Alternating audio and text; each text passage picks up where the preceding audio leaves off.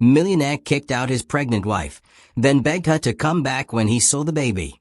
What would you do if the person you loved most threw you out when you needed them the most? Sarah Martinez never thought she'd find out the answer to that question until one cold December night changed everything. The rain hammered against the windows of the Martinez mansion like angry fists. Inside, Sarah clutched her growing belly and stared at her husband Marcus in disbelief. The man she had loved for 5 years stood before her with cold eyes, his expensive suit perfectly pressed despite the storm raging both outside and between them. "You heard me correctly, Sarah. I want you out of this house tonight," Marcus said, his voice as sharp as broken glass. Sarah's hands trembled as she tried to process his words. 6 months pregnant and feeling more vulnerable than ever, she had come to Marcus with news that should have brought them closer together. Instead, it was tearing them apart. "But Marcus, the doctor said there might be complications. I need to rest, I need support," Sarah pleaded, tears streaming down her face. Marcus turned away from her, walking to the large window that overlooked the perfectly manicured garden. "That's not my problem anymore. My mother was right about you from the beginning. You trapped me with this pregnancy, didn't you?" His words cut through her heart like a knife. Sarah had never felt so alone, standing in the middle of their beautiful home that suddenly felt like a prison. The baby kicked inside her, as if sensing the tension, and she placed both hands protectively over her stomach. Marcus spun around, his face twisted with anger and something else Sarah couldn't identify. "Don't you dare play the victim here. I know what you did. I know about the money you've been sending to your family behind my back. I know about the credit cards, the shopping sprees, everything." Sarah's mouth fell open in shock. "Marcus, that money was for my sick mother. You knew she needed surgery. And those credit cards? You told me to use them for baby supplies and furniture for the nursery." But Marcus wasn't listening anymore. His mind was made up, influenced by whispers and lies that had been planted by people who never wanted Sarah in his life. The mansion that had once felt like a fairy tale home now felt cold and empty. Sarah slowly climbed the stairs to their bedroom, each step heavier than the last. Her suitcase sat on the bed, and with shaking hands, she began to pack her few personal belongings. Everything else in this house belonged to Marcus or had been bought with his money. She took her clothes, her books, a few photos of her family, and the ultrasound pictures of their unborn baby. As she packed, memories flooded back of happier times when Marcus would rub her belly and talk to their baby, making plans for their future together. Marcus stood in the doorway, watching her pack, his expression unreadable. "I've already called you a cab. It will be here in 10 minutes, he said coldly. Sarah looked up at him, hoping to see some sign of the man she had fallen in love with, but there was nothing. "Where am I supposed to go, Marcus? I have no money, no car, nowhere to live. Please, think about our baby." Marcus pulled out his wallet and threw $500 on the bed. "That should be enough to get you started. Don't contact me again, Sarah. We're done." The finality in his voice shattered what was left of her heart. The taxi ride through the city felt like a nightmare Sarah couldn't wake up from. The driver kept glancing at her in the rearview mirror, concern written across his face as she quietly sobbed in the backseat. "You okay, miss? You need me to take you to a hospital or something?" Sarah shook her head and gave him the address of the only place she could think of going, her childhood friend Maria's apartment across town. Maria had always been there for her, and Sarah prayed she would be there now when she needed her most. Maria opened the door in her pajamas, took one look at Sarah's tear-stained face and the suitcase in her hand, and immediately pulled her into a warm embrace. "Oh honey, what happened?" Sarah broke down completely, telling Maria everything through her tears. Maria's small apartment wasn't much, but it felt like a sanctuary compared to the cold mansion Sarah had just left. That night, Sarah lay on Maria's couch, staring at the ceiling and wondering how her life had fallen apart so completely. She placed her hands on her belly and whispered to her unborn baby, "I promise you, little one, we're going to be okay. Somehow, we're going to make it through this." The next few weeks were the hardest of Sarah's life. She looked for work every day, but her pregnancy made it difficult to find employment. Most employers took one look at her growing belly and found excuses not to hire her. Maria worked double shifts to support both of them, never complaining but growing thinner and more tired each day. Sarah felt guilty for being such a burden, but she had nowhere else to go. Her own family lived in another state and was struggling with her mother's medical bills. She couldn't bear to add to their problems. One evening, while Sarah was walking back from another failed job interview, she ran into Jennifer Wells, Marcus's business partner's wife. Jennifer had always been kind to Sarah at social events, and seeing her now, obviously pregnant and clearly struggling, Jennifer's heart went out to her. "Sarah. Oh my goodness, how are you? I heard. I wasn't sure." Jennifer stumbled over her words, not knowing how to address the obvious situation. Sarah forced a smile and tried to look composed, but Jennifer could see right through it.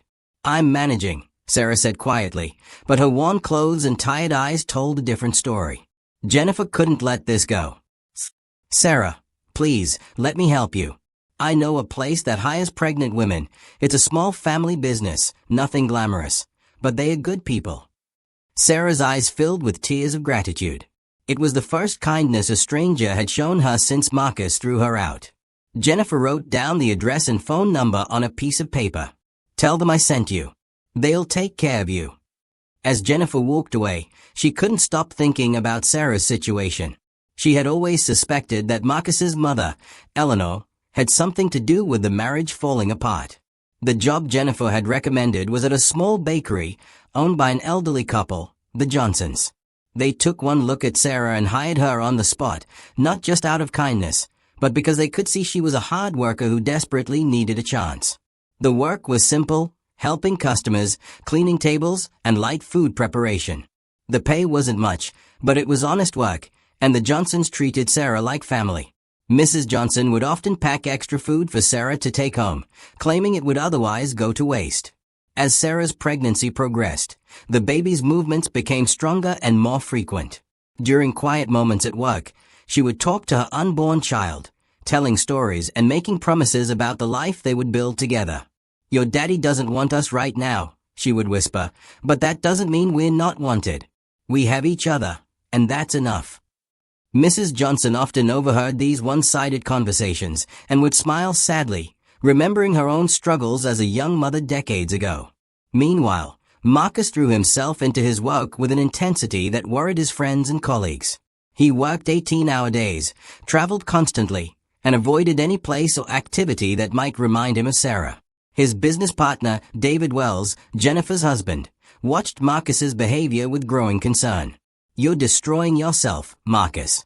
When's the last time you went home? When's the last time you slept more than 4 hours?"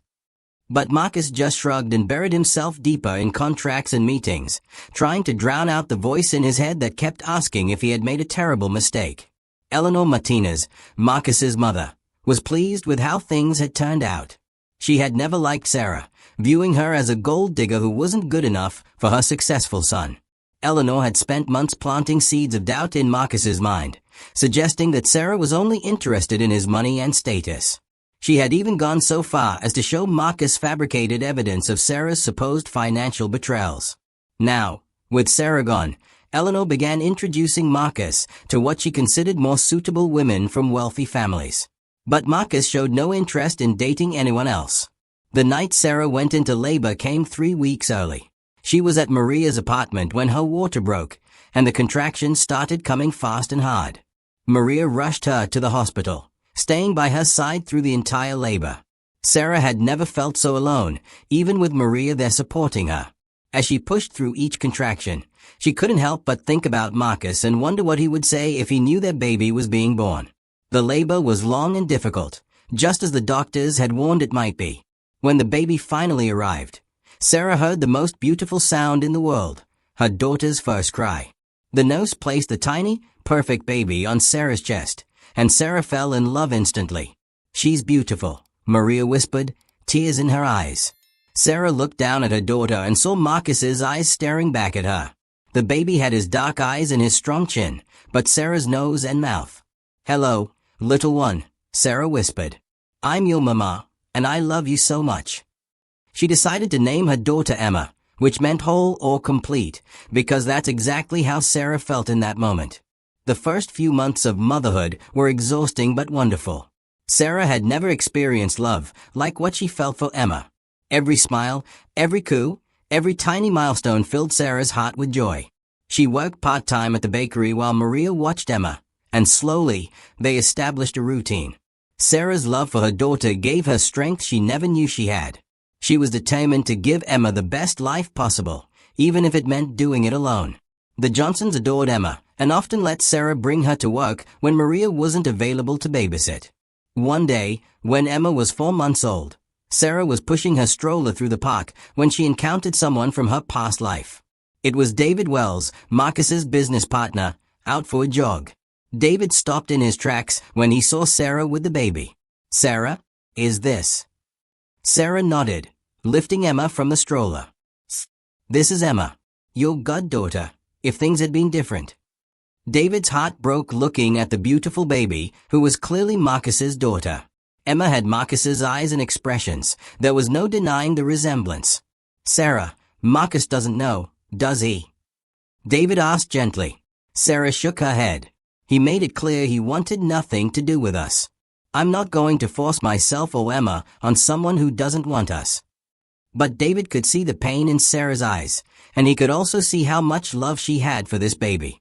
"Jennifer told me about the job at the bakery. How are you managing?"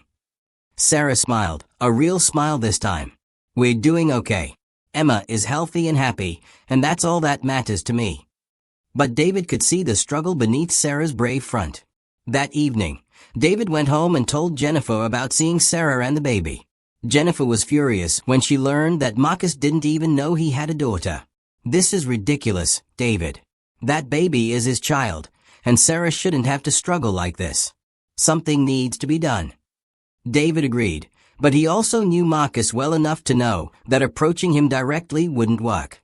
Marcus was stubborn and proud, and he had convinced himself that cutting Sarah out of his life was the right decision. They needed a different approach. Jennifer decided to take matters into her own hands. She began visiting Sarah at the bakery regularly, bringing Emma little gifts and spending time getting to know her godchild. Emma was a happy, alert baby who smiled easily and seemed to recognize Jennifer each time she visited. "She's so much like Marcus when he was little," Jennifer told David one evening. "The same expressions, the same way she tilts her head when she's thinking. It's uncanny." Jennifer also noticed how thin Sarah had become and how tired she always looked, despite her constant smile and positive attitude. Meanwhile, Marcus's life was falling apart in ways he didn't even realize. His work performance was suffering because he couldn't concentrate. He had lost weight and looked haggard. His mother continued to push eligible women in his direction, but Marcus felt nothing for any of them. Late at night, alone in his big empty house, he would sometimes find himself wondering about Sarah and whether she had been telling the truth about her family and the money. Doubt had begun to creep in, but his pride wouldn't let him admit he might have been wrong. The breakthrough came when Jennifer orchestrated a chance encounter. She knew Marcus's schedule and arranged to be at a coffee shop near his office at the exact time he usually stopped for lunch. She was there with Emma, who was now 6 months old and even more clearly resembled her father. When Marcus walked in and saw Jennifer with a baby, he stopped in his tracks. Something about the child made his heart race, though he couldn't put his finger on why. "Jennifer, I didn't know you had a baby," Marcus said, approaching their table cautiously. Jennifer looked up with a mixture of sadness and determination. "She's not mine, Marcus. This is Emma. She's Sarah's daughter." The words hit Marcus like a physical blow. He stared at the baby, really looking at her for the first time, and saw his own eyes looking back at him. Emma gurgled and reached toward him with tiny hands, and Marcus felt something crack inside his chest. "How old is she?" Marcus asked, his voice barely above a whisper. 6 months. Jennifer replied, watching Marcus's face carefully. She could see him doing the math, realizing that Emma had been born around the time Sarah would have given birth. The baby smiled at Marcus, a big toothless grin that was so familiar it made his heart ache. "She looks just like you did as a baby," Jennifer said softly. "I remember the pictures your mother used to show me." Marcus sank into a chair across from Jennifer, unable to take his eyes off Emma. The baby seemed fascinated by him too, reaching out and making happy babbling sounds. "Where is Sarah now?" Marcus asked, his voice cracking slightly. Jennifer told him about the bakery, about how hard Sarah was working to support herself and Emma, about the tiny apartment they shared with Maria. She never asked for anything, Marcus. Not child support, not help, nothing. She's been doing this completely on her own. That night, Marcus couldn't sleep. He stood at the window of his bedroom, looking out at the garden where he had once imagined his children playing. He had a daughter, a beautiful, healthy daughter who had been alive for 6 months, and he had known nothing about her.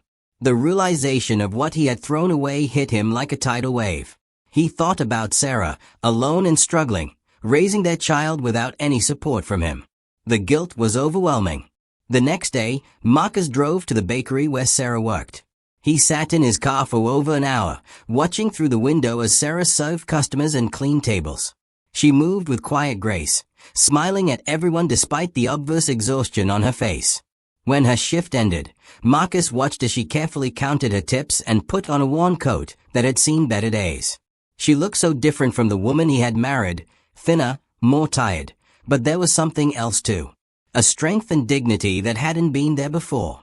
Marcus followed Sarah at a distance as she walked to a small apartment building across town. He watched as she climbed the stairs to the second floor and disappeared inside.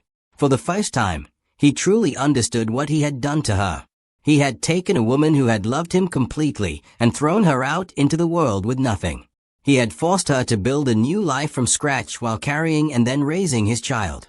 The weight of his actions crushed down on him.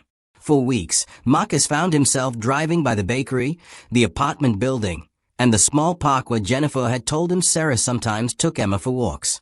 He never approached them, but he couldn't stay away either. He was trying to work up the courage to face what he had done and figure out how to make it right. During this time, he also began investigating the allegations his mother had made against Sarah. What he discovered made him physically sick. Every single piece of evidence his mother had shown him was fabricated. The bank statements were fake, the credit card bills had been doctored, and the accusations about Sarah sending money to her family were completely false. In fact, Marcus discovered that his mother had been intercepting Sarah's mail and manipulating financial records to make it look like Sarah was being deceptive. The truth was devastating. Sarah had been completely innocent, and Marcus had destroyed their marriage based on lies. Confronting his mother was one of the hardest things Marcus had ever done. Eleanor initially tried to deny everything, but when faced with the evidence of her deception, she finally broke down. "I did it for you, Marcus. She wasn't right for you. She came from nothing. She had nothing to offer you. I knew if I could just make you see her true nature." Marcus stared at his mother in horror. Her true nature. Her true nature was to love me unconditionally, and you destroyed that. You destroyed my marriage, my family, my life. Eleanor tried to justify her actions, but Marcus couldn't listen anymore. He realized that his mother's need to control his life had cost him everything that mattered. "I want you to stay away from me, Mother. Don't call, don't visit, don't interfere in my life ever again. You've done enough damage." Eleanor was shocked by her son's reaction, but Marcus was done with her manipulation. He had lost Sarah and Emma because he had chosen to believe lies instead of trusting the woman he claimed to love. Armed with the truth, Marcus finally worked up the courage to approach Sarah. He went to the bakery on a quiet Tuesday afternoon when there were few customers. Sarah was wiping down tables when she looked up and saw him standing in the doorway. The color drained from her face, and for a moment, neither of them moved. "Hello, Sarah," Marcus said quietly. Sarah straightened her shoulders and faced him with dignity, though her hands were trembling. "Marcus, what are you doing here?" "I know about Emma," Marcus said simply. "I know she's my daughter, and I know what I did to both of you was unforgivable." Sarah's eyes filled with tears, but she didn't break down. "She doesn't need you, Marcus. We don't need you. We've been doing just fine on our own." But Marcus could see the exhaustion in her eyes, the way her clothes hung loose on her thin frame, the calluses on her hands from working so hard. "I know you have, but that doesn't mean you should have to." Marcus reached into his jacket and pulled out an envelope. "This is a check for all the child support I should have been paying. It's not enough, it could never be enough, but it's a start." Sarah stared at the envelope but didn't take it. "I don't want your money, Marcus. I want my daughter to have a father who loves her, but I won't let you hurt her the way you hurt me." Her words cut deep, but Marcus knew he deserved them. "I want to meet her, Sarah. I want to be part of her life, part of both your lives if you'll let me. I know I have no right to ask. I know I destroyed everything we had. But please, give me a chance to make this right."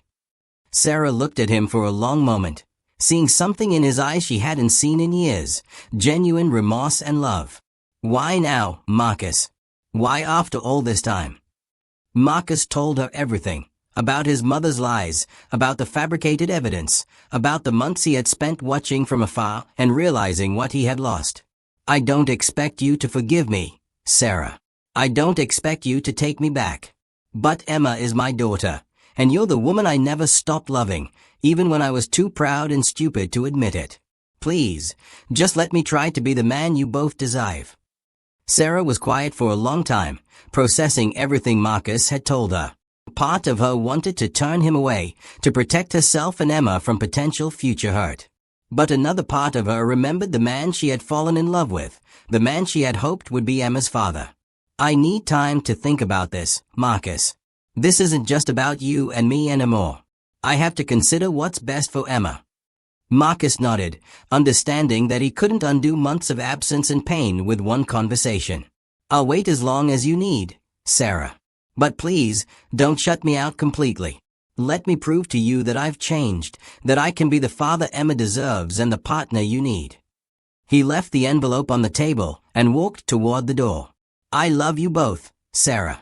I never stopped loving you, and I'll spend the rest of my life making up for the mistakes I made." After Marcus left, Sarah stared at the envelope for a long time before finally opening it. The amount on the check was more money than she had ever seen in her life. It was enough to pay off all her debts, get a better apartment, and secure Emma's future. But more than the money, it was the letter that accompanied it that made her cry. In Marcus's handwriting, he had written a heartfelt apology and a promise to be better, followed by pages of questions about Emma, what she liked to eat, what made her smile, what her first word was. That evening, Sarah sat in her small apartment holding Emma and thinking about everything Marcus had said. Emma was getting older and would soon start asking questions about her father. Sarah had always planned to tell her the truth, but now she had to decide what kind of truth that would be. Maria, who had been listening to the whole story, was skeptical. "He hurt you so badly, Sarah. Are you sure you can trust him again?" Sarah wasn't sure of anything, but she knew that Emma deserved the chance to know her father if he was genuinely committed to being in her life. "I think I have to give him a chance, Maria. Not for me, but for Emma. She deserves to have a father who loves her." The next day, Sarah called the number Marcus had left and agreed to meet him at the park with Emma. She was terrified but determined to see if Marcus had really changed. The meeting at the park was awkward at first. Marcus was clearly nervous, unsure of how to interact with his own daughter. But Emma was curious about this new person and seemed drawn to him, reaching for his face and babbling happily. When Marcus picked her up for the first time, Sarah saw tears in his eyes. "She's perfect, Sarah. She's absolutely perfect." Emma seemed comfortable in her father's arms, playing with his tie and gurgling contentedly. Over the following weeks, Marcus made an effort to be present in Emma's life. He came to the park regularly, brought gifts that were thoughtful rather than expensive, and slowly began to build a relationship with his daughter. Sarah watched carefully, looking for signs that this was just a phase or that Marcus might disappear again when things got difficult. But Marcus was consistent, patient, and genuinely devoted to getting to know Emma. As autumn turned to winter, the three of them began spending more time together. Marcus helped Sarah move to a better apartment, not through expensive gestures, but by being there to pack boxes, paint walls, and assemble furniture. He showed up for the everyday moments, helping with bedtime routines, taking turns walking the floor when Emma was teething, grocery shopping together like a real family. One evening, as they were giving Emma a bath together, Sarah realized that she was beginning to trust Marcus again. Not the blind trust she had given him before, but a careful, earned trust based on his actions rather than his words. "You're different now," she told him quietly as they watched Emma splash in the tub. Marcus nodded. "Losing you and Emma was the wake-up call I needed. I realized that nothing else in my life mattered if I didn't have the two of you. The road to rebuilding their relationship wasn't easy. There were arguments, moments of doubt, and times when Sarah's walls went up to protect herself from potential hurt. But Marcus was patient and consistent, proving over and over again that he was committed to being the partner and father they needed. He made changes in his work schedule to prioritize family time. He cut contact with his mother completely, and he attended counseling to work through his issues with trust and control. On Emma's first birthday, Marcus surprised Sarah with a small party at their apartment. Nothing fancy or expensive, just close friends, homemade cake, and lots of love. As they watched Emma destroy her birthday cake with innocent joy, Sarah felt something she hadn't felt in over a year: complete happiness. Marcus reached for her hand and squeezed it gently. "Thank you for giving me this chance, Sarah. Thank you for letting me be part of her life." That night, after Emma was asleep and the dishes were done, Marcus and Sarah sat on the couch talking about the future. "I want us to be a real family again, Sarah," Marcus said carefully. "I want to marry you again, to do it right this time. But I know I have to earn that. I know it's going to take time." Sarah looked at him with love and hope in her eyes. "We already a family, Marcus. We have been since the day you chose to fight for us instead of walking away." Marcus proposed to Sarah 6 months later, not with an expensive ring or grand gesture, but during a quiet moment while Emma napped between them on the couch. "I love you both so much," he said simply. "Will you marry me again? Will you let me spend the rest of my life making up for the time we lost?" Sarah's answer was yes, not just to the proposal, but to the life they were building together. Their second wedding was small and intimate, held in the park where they had slowly rebuilt their trust and love. Emma, now walking and babbling constantly, was their flower girl, toddling down the aisle in a tiny white dress that made everyone cry. As Marcus and Sarah exchanged new vows, they promised to communicate better, to trust each other completely, and to never let outside influences come between them again. 3 years later, Marcus and Sarah were stronger than ever. Emma was a bright, happy little girl who adored both her parents and had no memory of the time they were apart. They had welcomed a son, Michael, and were living in a comfortable home filled with love and laughter. Marcus had learned to balance his work and family life, and Sarah had started her own small catering business with Marcus's support and encouragement. Looking back on their journey, Sarah often marveled at how much they had grown as individuals and as a couple. The pain they had endured had made their love stronger and their family more precious. Marcus had learned that love isn't about control or possession, but about trust and support. Sarah had discovered her own strength and independence, which made her an even better partner. If this story touched your heart, and you want to read more amazing stories of love, redemption, and second chances, don't forget to subscribe to the Beyond Yesterday YouTube channel. Hit that subscribe button and the notification bell to never miss our latest heartwarming stories.